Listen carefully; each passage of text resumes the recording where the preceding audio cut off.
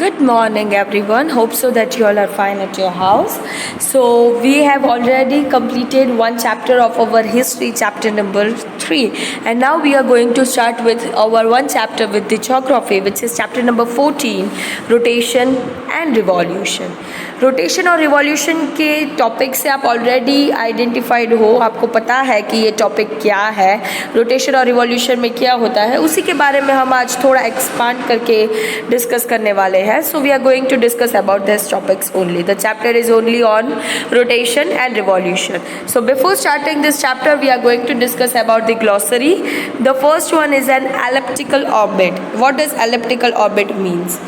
The oval shaped path of an celestial bodies. जो oval shape का path होता है सेलेस्टियल बॉडीज के लिए उसे हम एलिप्टिकल ऑर्बिट कहते हैं. गैगेंटिक मतलब कि बहुत ही बड़ी साइज में, ऑफ वेरी ग्रेट साइज और एक्सटेंड, और बहुत ही ज़्यादा ह्यूज और एनॉर्मस. सोलिस्टाइल मतलब कि एन एस्ट्रोनॉमिकल फिनोमिना जो 2 बार आता है साल में. It comes 2 times in a year.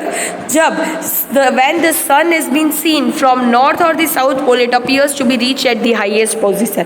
अगर आप नॉर्थ पोल से देखते हो या आप साउथ पोल से देखते हो, the sun is at the highest position, उस टाइम को हम कहते हैं solstice. Okay. Equinox. What do you mean by equinox? ये फिनोमिना 21 मार्च और 23 सितंबर को आता है, जब at the time when earth axis is inclined neither away nor towards the sun. जो सन की पास भी नहीं जाती और उससे दूर भी नहीं जाती, वो एकदम सेंटर पर होती है. ऐसे 2 दिन आते हैं at that time. That is known as an equinox, which is on the 21st March and 23rd September. So now we will start with our chapter number 14. Okay, so now we are going to start with our chapter number 14, rotation and revolution. So in this chapter we are going to discuss about the rotation, revolution, effects of the revolution and solstice and equinox. And in the newspaper we are having about the Sir Isaac Newton. We all know that who is Newton, am I right? He was a British mathematician, physicist and astronomer also, and he is widely regarded as one of the most prominent scientists of all the time. He was a great scientist. Newton's work titled Philosophy, Natural Principia Mathematica and Mathematical Principle of Natural Philosophy changed the astronomy forever. ये जो उनकी books थी, ये जो उनका काम था ये बुक्स का, उन्होंने एस्ट्रोनॉमी को टोटली चेंज कर दिया था. There was a lot many things which sir Isaac Newton told us.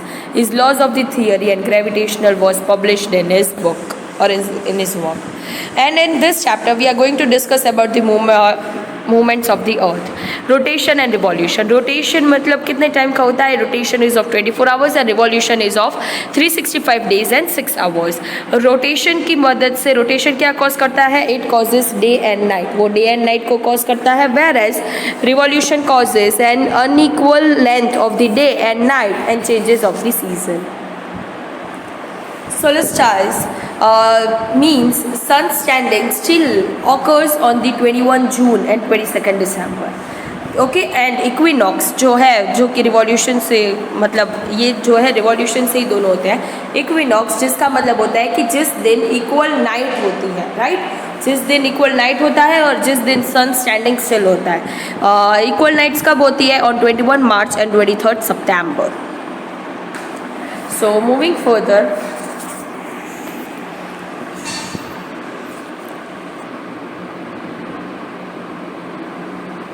would you be surprised if you were told that at any given moment on the earth you are traveling at a great speed?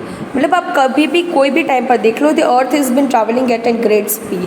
Thanks to the earth rotation, at a given moment we are all moving at a speed of about 1674 kilometers an hour. Now you can imagine कि अब आप कभी भी देख लो ना, तो आप 1674 kilometers के आवर की स्पीड से चल रहे होते हैं हम.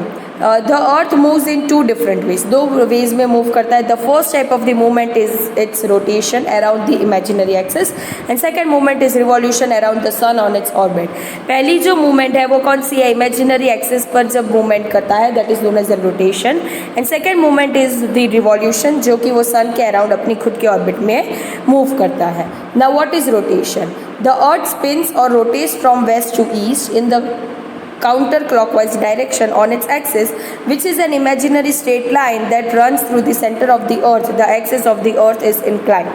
मीन्स अर्थ जो है वो स्पिन करता है, अपनी खुद की जगह पर रोटेट करता है फ्रॉम वेस्ट टू ईस्ट, जो कि काउंटर क्लॉकवाइज डायरेक्शन है अपनी एक्सिस की, और जो स्ट्रेट इमेजिनरी लाइन है जो सेंटर से रन करती है, and the axis of the अर्थ जो इंक्लाइंड है एट 23.5 डिग्री पर, और जो ऑलवेज ड्रॉ होता है perpendicular to the plane of its orbit around the sun, जो परपेंडिकुलर होता है from its plane to its orbit, और उसकी ऑर्बिटल प्लेन इटसेल्फ कितनी है 66.5 डिग्री, 66.5 डिग्री पर उसके ऑर्बिटल प्लेन है, and it is always tilted at the same direction.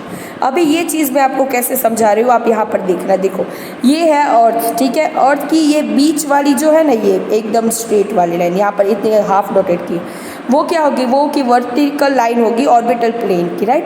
उस ऑर्बिटल प्लेन से लेकर 23.5 डिग्री तक हमारा अर्थ एक्सिस जो है वो टिल्टेड है, और अगर बाकी का जो हम देखेंगे इस 1/4 पोर्शन में, तो वो 66.5 है, तो वो उसका ऑर्बिटल प्लेन हो गया।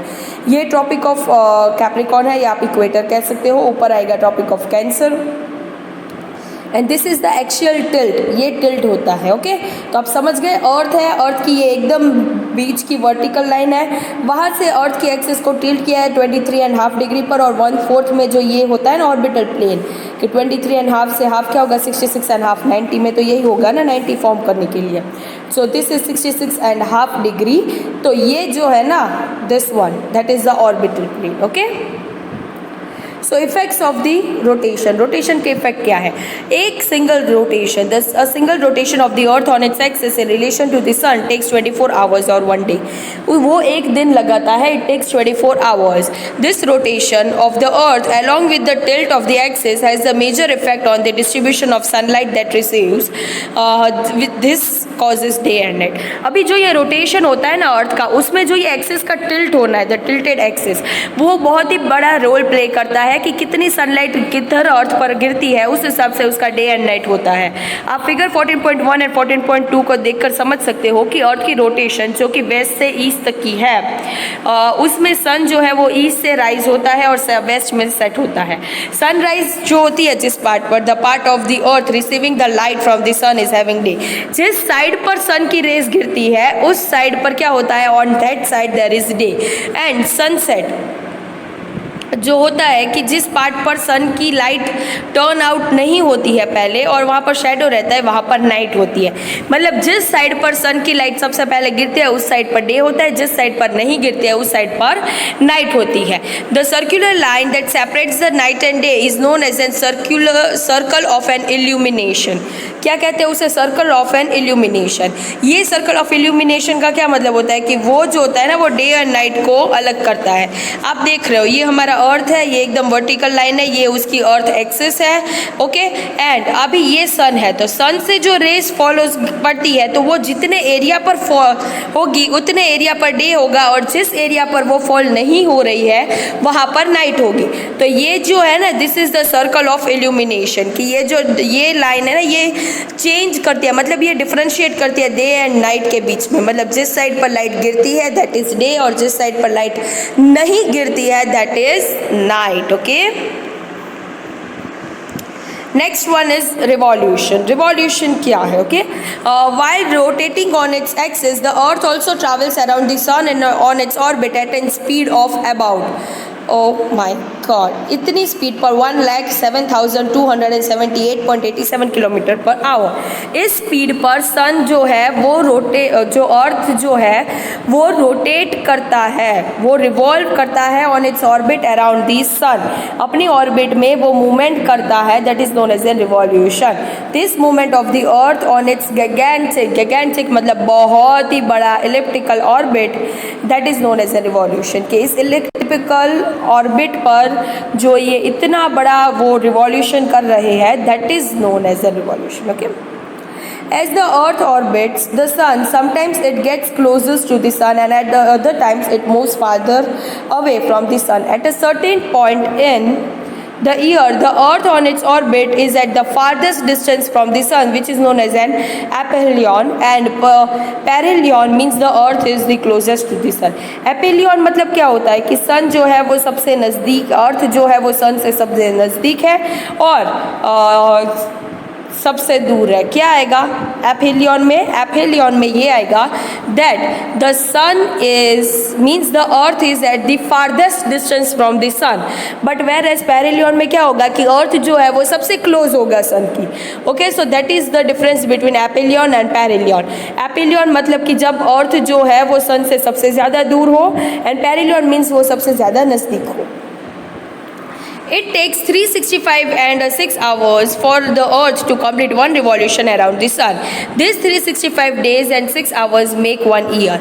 मतलब कि इतना टाइम लगता है अर्थ को एक रिवॉल्यूशन करने में around the sun on its elliptical orbit. और कितना टाइम लगता है? 365 डेज एंड 6 आवर्स. और इसीलिए हमारा लीप ईयर आता है क्योंकि 6 आवर्स इसमें बचे हैं. ऐसे ही 4 साल तक every 4 year we are getting leap year. तो 6 आवर्स इंटू 4, सो 6 4 24, तो वो एक दिन बन गया.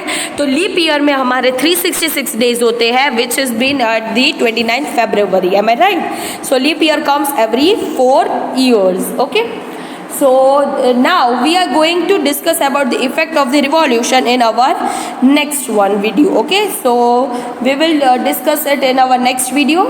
So that's all for today. Thank you everyone.